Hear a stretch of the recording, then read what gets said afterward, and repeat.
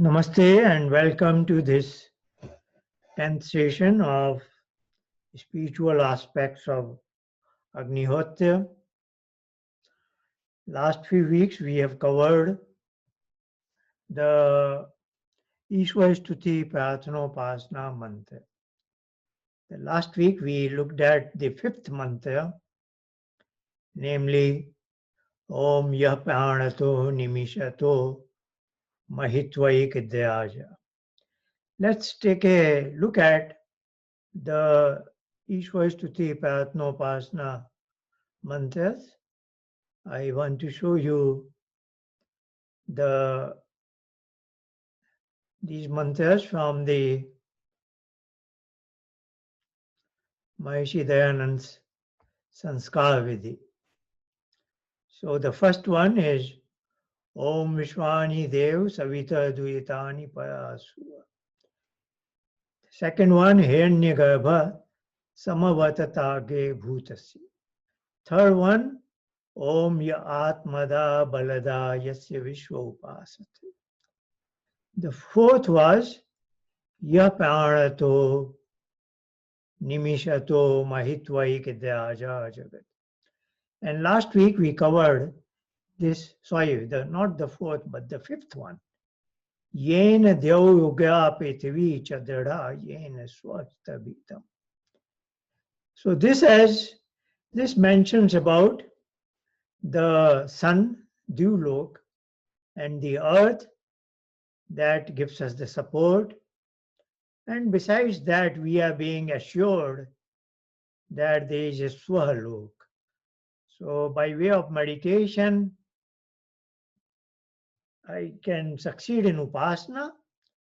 Then I am in his lap.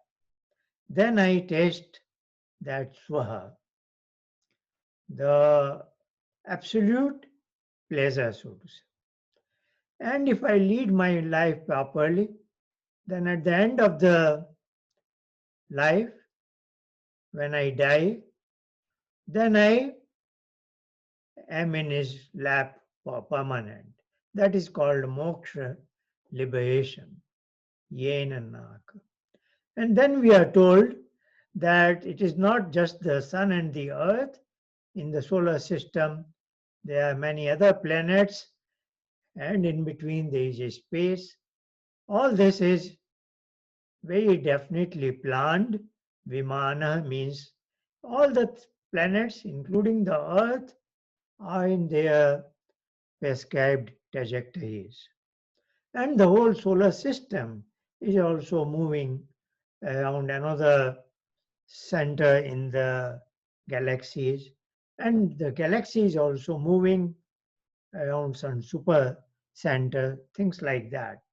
So all this is dynamic balancing. Now here I wanted to show you, before I move on to the sixth mantra slightly, namely this aspect that the earth and the sun was also mentioned in the second mantra, that he only gives us the support, he is supporting the sun and the earth, and thereby we get the support. So I want to just describe this sequence again. This is ab initio. At the outset, we want to be away from all pain and suffering, and he is capable of doing that, taking that Savita Dev. He only has created or made the sun and the earth and the entire universe even before we come here and we are born. And then the third mantra was our self, the soul, that is Atma, is provided with the necessary assets, instrument of body and mind, so that it can execute its powers of knowledge, experience, and action. And if we are always in his shadow, then we will be in immortality, and the pleasure which is absolute pleasure. So he gives us the assets of body and mind. First he brings the sun and the earth, then he brings us into life, into the world, and assures us if we don't forget him, if we are always connected with him, then we will never taste pain and suffering. And then he says not only he gives us the assets of body and mind, he, through the non-voluntary forces called the prana and the nimishata, the short span forces. Pranic forces are non-stop and cyclic in nature. They are always there. But there are certain forces that function once in a while to create, when the body is too far away from the equilibrium, then it brings us back to the equilibrium condition. That is called alpapan or nimishata. And then we are told that due to this, the background forces, that is due to him only, that supreme being that was referred to as Savita Dev in the very first mantra. He ensures that I am able to use body and mind when I want to use it. So he ensures that by keeping the pranic forces functional in the background. And then last week we came to the fifth mantra where we discussed that by means of sun and the earth, he is giving us the support, and not that that is the only part of the universe. He himself is all pervading, and I can be with him any moment. Now, this sun and the earth, the reason I am making this quick review again is the sun and the earth and giving us the support was covered in the second mantra also. Hiranyagarbha, Sadadhaya Prithvim. Because the sun and the earth are very existent even before I come into the world. They have to be there so that we all and animals, birds can be brought into this world. Now then, why is this mentioned again? That is the question. That was not covered last time, and that is the aspect of the fifth mantra, very relevant aspect I want to discuss today before I move on to the sixth one. The fifth mantra, it's very important to understand that the fifth mantra is coming soon after the fourth one, where the life force was mentioned, the background forces, what we call as pranic forces. So prior to that, in the third mantra, we discussed the assets of body and mind in Ya Atmada Balada. So look at the third and fourth. The third mantra was Ya Atmada Balada Yasya Vishwa Upasate. That is talking about the assets of body and mind that only allow me to exercise the powers of myself, namely ability to know an event, ability to experience an event, and ability to act upon my surroundings through the assets of body and mind. And then in the fourth one, we discussed that these assets of body and mind are functioning because of the non-stop panic forces, non-voluntary forces. Yapranato nimishata. Now this is very interesting. The fifth mantra, though it talks about the sun and the earth again, there is a very important aspect here now, that how come my non-voluntary forces function? Of course, it is due to that Savita Dev Ishwar. He does it, but these non-voluntary forces require some inherent energy within it. Just like, say, my cardiac system, my pumping heart, it goes on moving, it causes blood circulation throughout the body, steam throughout the body domain. But as we know it, no pump will work unless there is some kind of energy provided to it by means of an engine or by means of an electrical motor. Something has to be there which runs that pump, is it not? And that is what is answered here. The our non-voluntary forces are working because of certain energy that is necessary for the system, and that is provided by food. So there is a statement in Shakpat Brahman, Anno Vai Prana.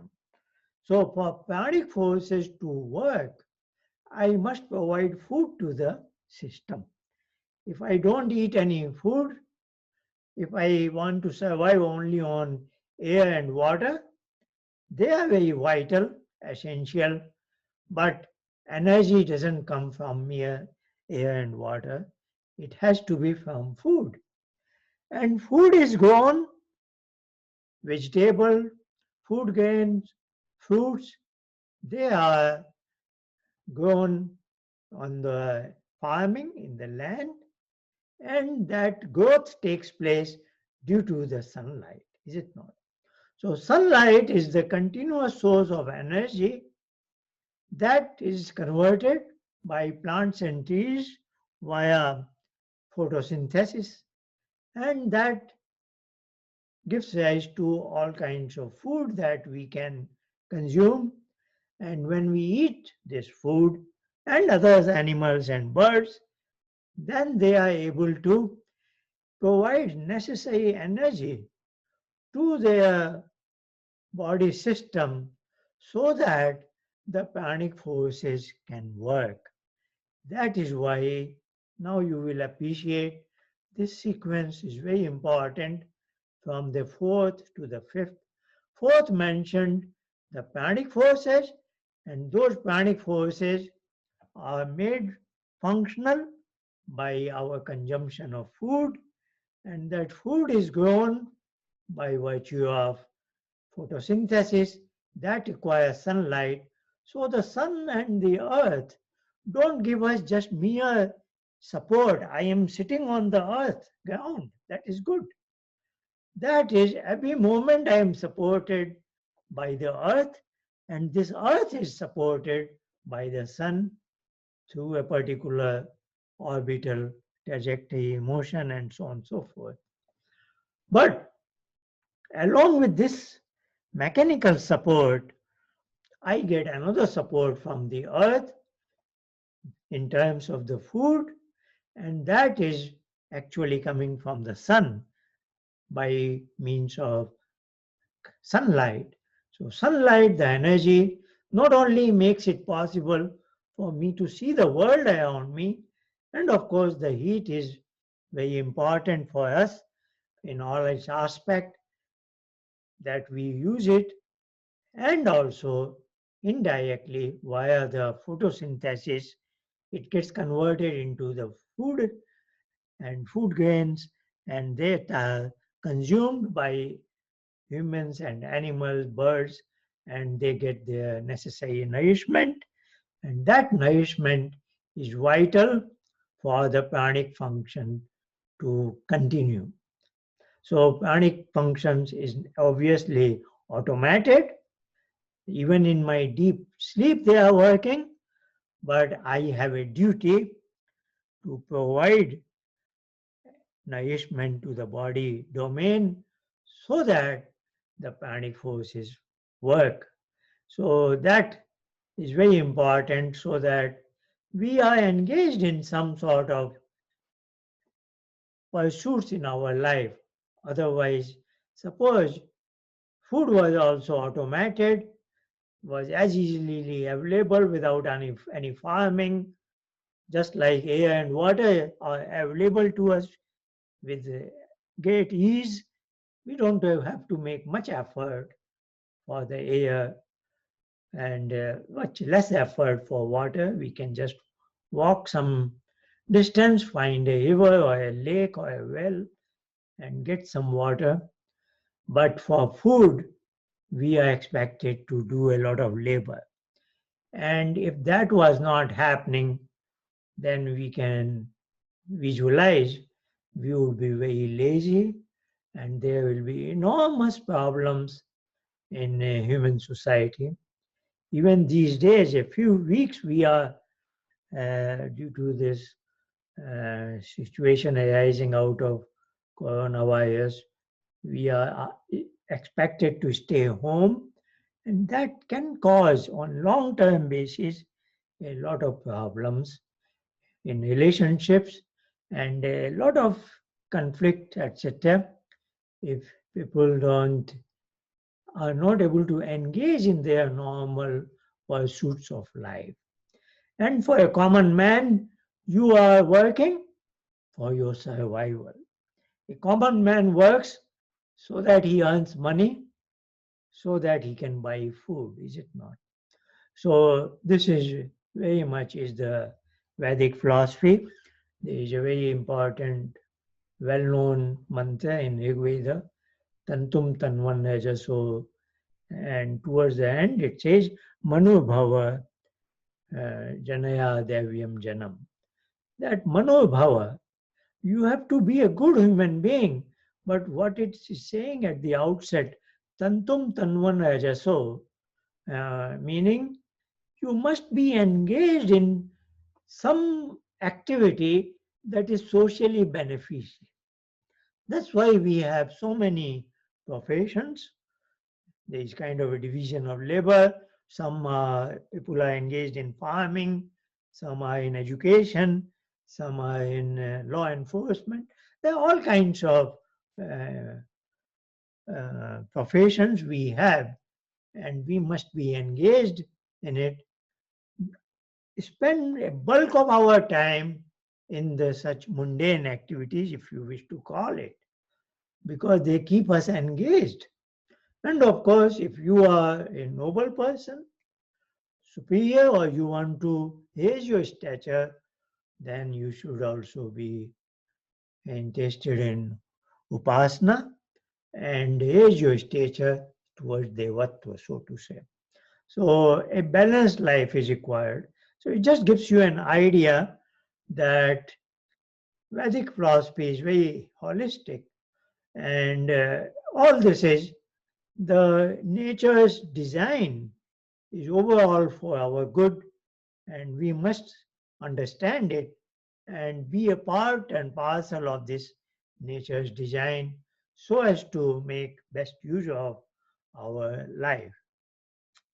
Okay, so this was one aspect of the fifth mantra, which I could not cover last time, that otherwise we have discussed at good length. I wanted to give this aspect, why this is coming at number 5 after number 4, particularly after the pranic forces, because the sun and the earth, actually the earth grows all kinds of food for us, but it is it is transforming the sunlight. So the energy is basically coming from the sun, and then it is stored in the food, so in terms of carbohydrate and other nutrients, and then we eat it, and then we get the nourishment. So that is why this makes a nice sequence from the 4th to the 5th. Let's go further. Now we are on the 6th mantra, namely Prajapate Natvadeta. But I will again like to recall, this I mentioned earlier also, the first 5 mantras that we have covered are relevant to all the species, because they also have body, mind, They also go through joy and pains of life, and they also have pranic domains, and they also need to consume food to provide nourishment. Of course, bulk of the animals are herbivores. They consume plant food direct, but there are some carnivores who eat the meat of the herbivores or its leftovers or whatever it is, and that gives them nourishment. So they are basically eating plant food only, but in a second order, indirectly, because that is again the nature's design. So the animal kingdom, if you go to a deep forest where humans are missing, then you will notice there is no environmental problems.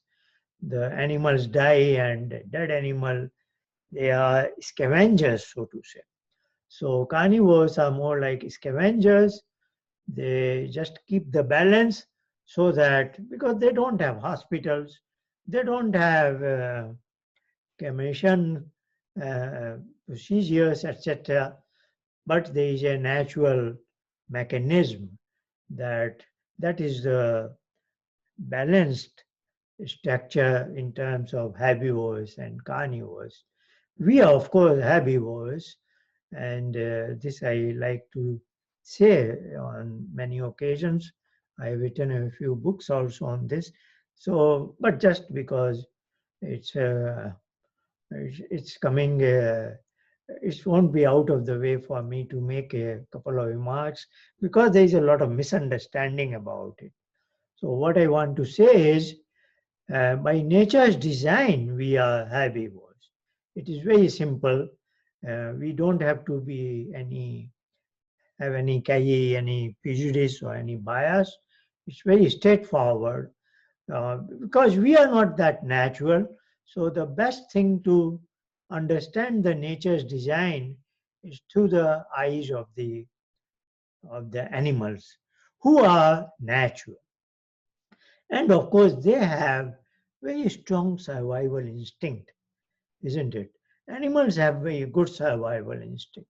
Event like, say, an earthquake or tsunami or such events, or lightning or whatever you call it, more human beings die than animals, because animals have a better survival instinct, so they get away from such things in a short time interval. They have a sense of feeling that something is going to happen, and then they run away from it. We don't have naturally that strong survival instinct. This survival instinct is very important for animals, because every moment they are under the fear. In a wild setting, in a wild forest, every herbivore animal is always looking around for some predator and trying to save its life. So they have to have a very strong survival instinct. The reason I mention it, say, a zebra, a deer, or wild animal, or even a non-wild animal, say cattle, sheep, and goat, or whatever it is, they all have a strong survival instinct, and they will never go to a predator animal, a kind of lion, tiger, cheetah, leopard, etc., who can kill them as a prey and consume their meat, isn't it? You don't expect a deer to walk to a lion or a cow or ox. Suppose it has somehow, and there are wild cows, uh, the bison and all that. You don't expect them to walk to a lion or tiger, because herbivore animals know it. Who is herbivore and who is carnivore? Is it not? Because of their strong survival instinct. And that being the case, the observation I want to make is, These animals, namely the herbivores, are willing to walk to a human being. They can come to me if I make some friendly gesture, is it not? Indeed, cattle, sheep, goat are willing to live with me. The fact that they are willing to come to me, live with me, in their eyes, I am a herbivore. If I was a carnivore, they wouldn't come to me. So this is a very strong natural argument that we human beings are herbivore. We are not that natural now to know our own self, is it not? And that is why we are so much biased. We are not even aware whether we should be eating this kind of a food or that kind of a food. So, in that event, let's see what the animals consider us. If they consider us herbivore, we are herbivore because they are very natural, is it not? So, or let's look at the other side of the same coin. A carnivore, for example, a lion or tiger will eat only herbivores in normal circumstances. And we are also afraid of a lion or tiger because they might kill us. So, in the eyes of the carnivores, I am a herbivore, is it not? So, both in the eyes of herbivores, such as a cattle, deer, sheep, and goat, I am a herbivore. And so is true that in the eyes of a carnivore like a lion or tiger, I am a herbivore. That's why, if it comes to that, they can eat a human being, kill it, and eat it. Though normally they don't do it, but because we don't live in wild areas. But if it comes to that, yes. So I was making a remark that these 5 mantras that we have discussed are common to both the humans and all other living species. Now we are entering into the sixth mantra, Om Prajapate. That is specifically for us, and this is where let's look at this mantra as listed in Sanskar Vidhi by Maharishi Dayanand. So it goes like Om Prajapate Natvadeta Vishwajatani Pajita Babhuva Yatkamaste Juhumastanno Astu Vayam Syama Patayo Rainam.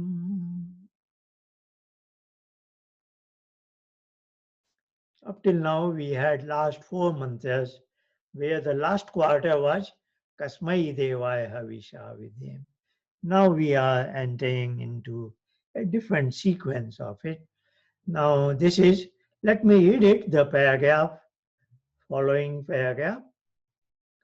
Maharishi Dayanand gives what is called Padarth, the word meaning, and that it is put in such a manner that it makes a sentence also.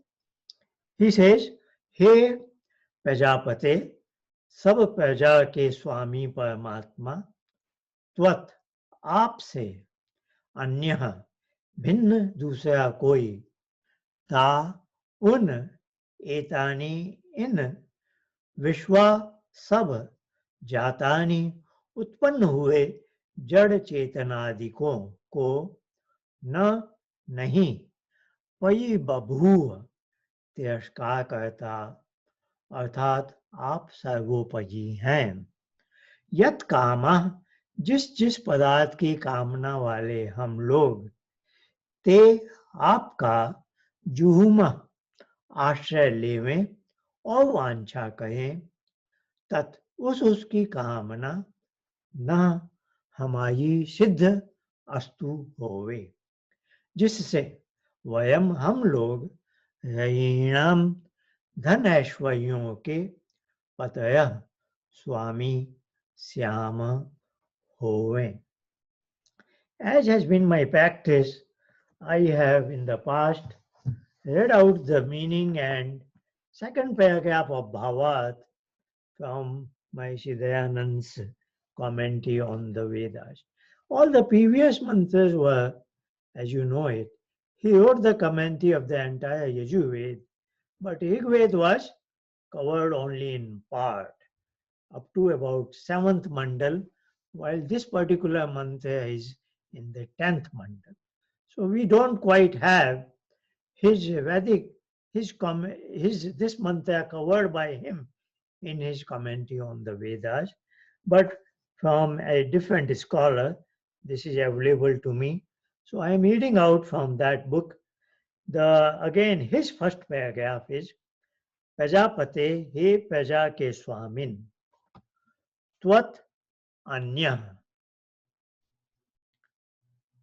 आपसे भिन्न कोई एता इन ता उन विश्वा समस्त जातानि उत्पन्न हुए पदार्थों पर न नहीं वही बभूव अत्यक्ष होता है. यत कामा जिस कामना वाले हम ते तेयी जुहुम उपासना कहें तत् वह न हमें अस्तु मिले. वयम हम रयीणाम धनों के पतय स्वामी श्याम होवें. भावार्थ, हे प्रजा के स्वामिन, तुझसे भिन्न कोई अन्य इस समस्त विश्व के पदार्थों का अध्यक्ष नहीं है. तू ही इनका अध्यक्ष है. जिस वस्तु की कामना वाले हम आपकी उपासना करते हैं वह हमें प्राप्त हो. आपकी कृपा से हम धनों के स्वामी बने. So we have seen it. This particular author has also brought the term upasana in this context by translating the term juhumaha, being with him.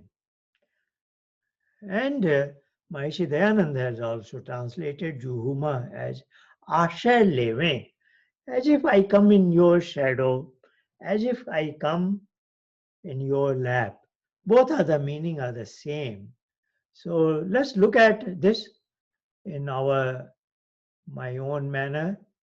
Prajapate natvadeta nyanyo vishwajata nipayita babhu yat kamasti juhumastannu astu vayam syama patayo rayinam. So Prajapate is the term for that supreme being. Praja is all his children. Ja is to, as we have discussed previously in the context of the word Jagat, Ja is usually for Janmade. So he gives birth to us. Pra is a prefix prakashen. If say something good, something superior, then it is pra. So Praja, Ja is as such for all human beings, animals, birds, insects, all kinds of species are born by him only. But when there is a pra here, then you can say it is specifically to human beings because human beings are slightly having higher stature from his point of view, from the point of view that he gives us an opportunity. But it does not automatically mean that every human being is better than an animal. There are human beings who may go down and become worse than an animal. But the potential that we have as a human being is tremendous, is immense potential that we can rise above. There is no limit. So from that point of view, human beings are at a higher pedestal, have higher potentials. Whether we use it in the right direction or we use it in the wrong direction, that is an individual's business. That is his choice. But from Paramatma's design point of view, we are superior beings because we have better assets, in particular, our discriminating ability of buddhi. So that is, Praja is referring specific to human beings. And I will mention a few more aspects in the second line. Why I say that this mantra is specifically for human beings and not for any other species. So let's move on. Praja is for all the human beings, and Pati means the protector. So Rakshak, like we have Rashtrapati, who is the protect commander in chief of the country. So Pati usually is Palanayo. Pita is also from the same root. So Prajapate, he gives us birth, Praja, that we are his Praja, but he is also our protector, like a mother, father, and a noble king, whoever all this is, they are Prajapati, so to say. In a smaller sense, but in an infinite sense, that supreme being is our Prajapati, and this is being addressed to him. So this is Prajapati. Na is ours for all of us. This is in plural. Usually in the Ved mantras, whenever we seek something positive, it is in plural, it is not in singular. So Prajapate na tvad etani anyo. You are the one and there is nobody else other than you. Anya means no, other than you, and there is nobody else. Who is Vishwa Jatani? Vishwa is all that entire universe. Jatani again, that joy is there. All that is given birth. So this is referring to the entire universe, the material world as well as the world of us, we, the human beings, animals, birds, all the species, the sentient and insentient, both the worlds. That is Vishwajatani. Payita Babhuva. Babhuva is again in that past tense, which has been coming very often, like Sadadhar. This is called Parokshe Lit. This is deep in past. So this is happening not just for me, not just for today's world. This has been happening since time immemorial. That you have been protecting to all the entire universe that you give birth, and there is nobody else, no other force that can take care of the material world and the entire animal kingdom, human society, and all that. So, this is absolutely your prerogative and your authority. Yat kamaste juma tanno astu. This is the very important part of this mantra. Yat is that. Kama is all that we desire. The word kam has several connotation, and there is sometimes there is a misunderstanding. Kam is also an impurity in our mind when we say kam vasna. That is lust, which is an undesirable thing. Love is good, but lust is bad. So that is an undesirable thing. But the word kam is also in dharma, arth, kama, moksha. Here it is, dharma is the righteous conduct. Arth is by righteous conduct, you earn some wealth. And here the word kam is to enjoy the wealth. Just like we just now talked about engaging in a profession to earn some money and to buy food for our survival. If I buy food, that is my wealth.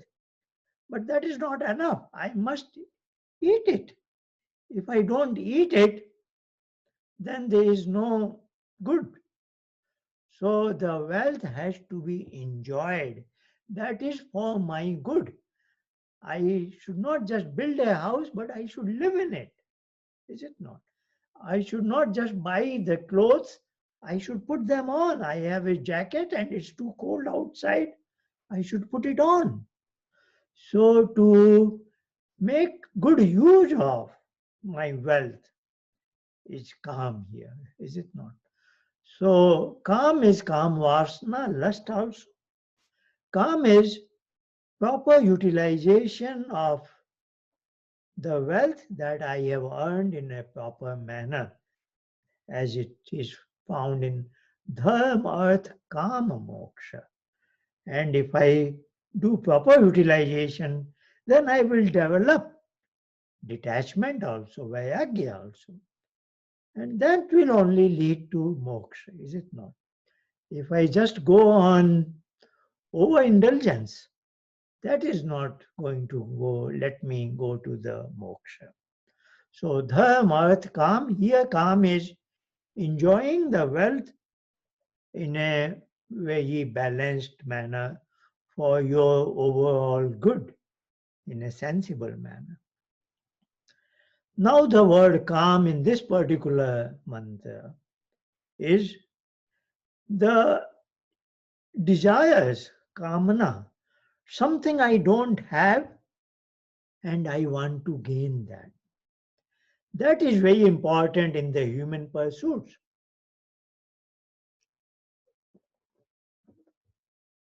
isn't it?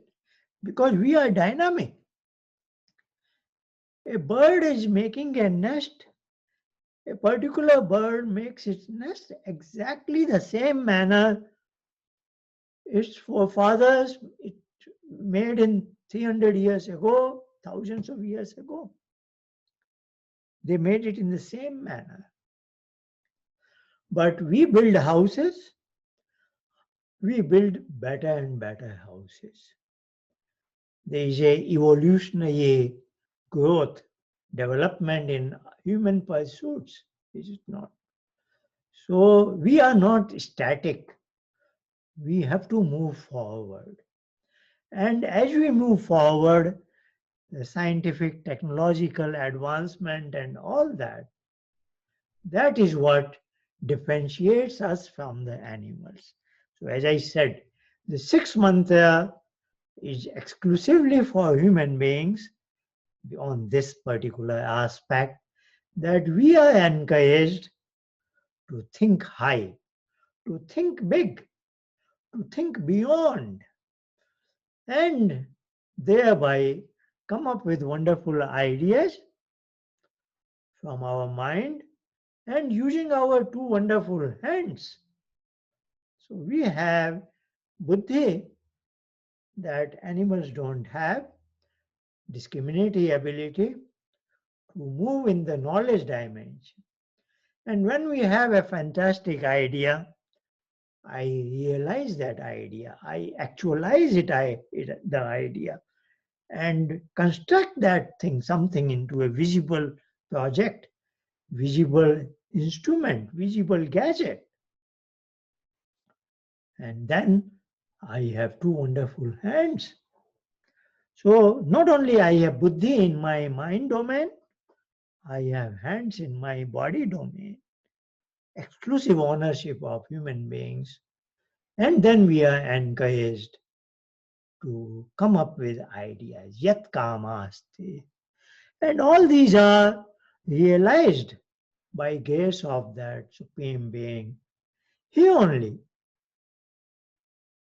The trees have the wood, but only human beings make use of the wood to build a furniture, desk and chair, and so on and so forth, is it not? But not only that, there is something very important. and that we are all proud of, the very first invention of human beings, namely ability to make fire, generate fire, Agni, is it not?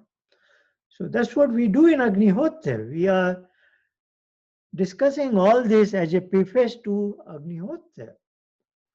So Suyo Jyoti Jyoti Swaha in the morning, and then Agni Jyoti Jyoti Agni Swaha in the evening. So in the daytime, we benefit from the sunlight that animals also benefit from. But as it becomes dark, they go into darkness. But human beings said that, no, we want to make some small lights. They, in the image of the sun, they made some tiny sources of light. They learned from the natural forces that if I have two sticks of wood and I create mechanical friction, I rub one against another, then I will generate a spark. And that spark I can hold by burning something which is dry stuff, dry grass. That's how our ancestors did it. So they did not give up. They did not just accept the darkness. Okay, throughout the evening, let's live in the dark. They thought about it. They saw the spark coming in the clouds when two clouds meet and cause a friction. They saw the lightning. And then they, getting some hint from the Ved mantras, they created friction force between two wood sticks, irony. And they saw sometimes there is a natural fire in forest. How does it happen? So they created the fire. And now, of course, human beings have advanced greatly. We have internal combustion engines, steam engines we have all sorts of things where the fire is utilized as per our wish. And we convert it into mechanical power. And that makes our life comfortable. But of course, if we overdo it, then we are harming the environment and climate. So all this has to be done in a proper, balanced manner. So yat kamaste juhu mastanno astu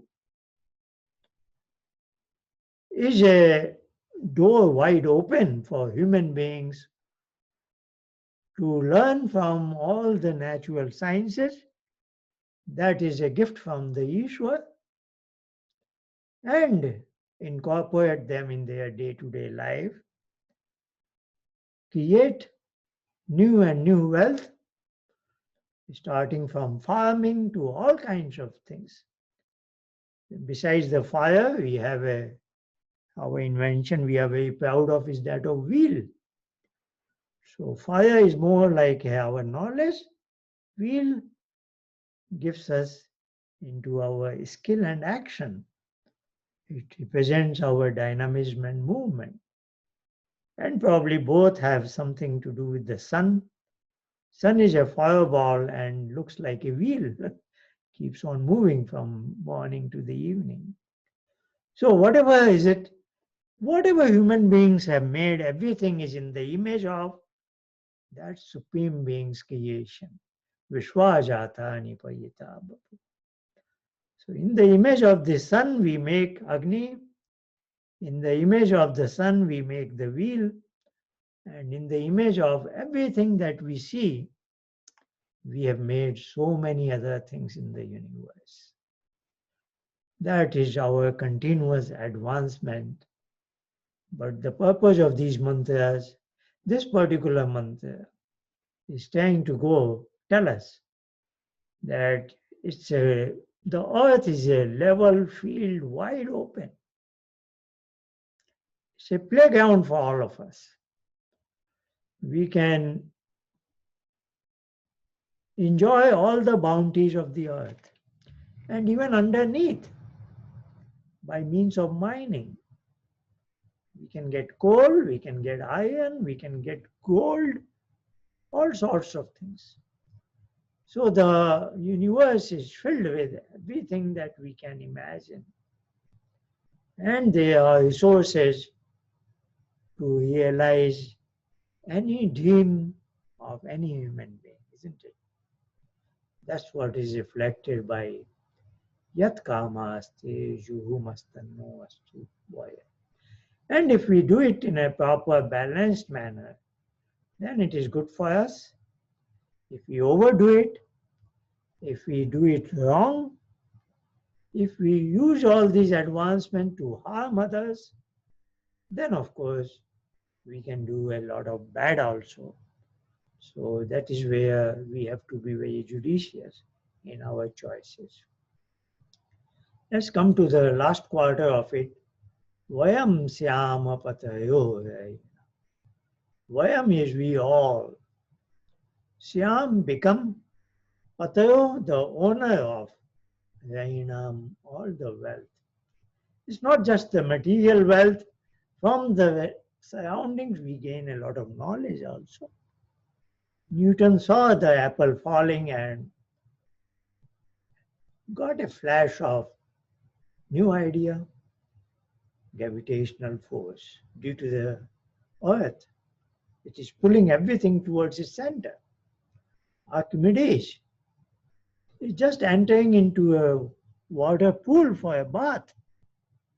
Suddenly he noticed there is a force that is pushing him up. His feet wants to go down, but he felt there is a force that is pushing it up in the opposite direction. He felt his foot is becoming lighter.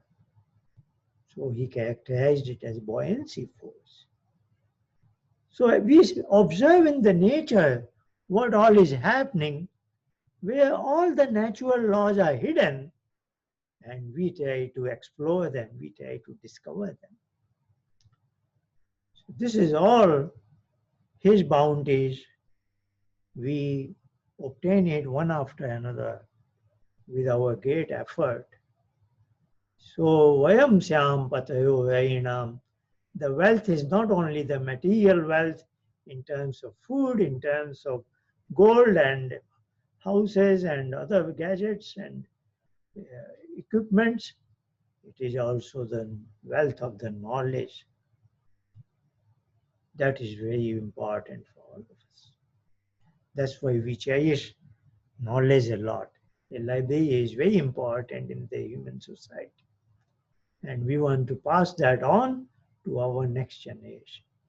Very significant observation here in the fourth quarter is Vayam, we all.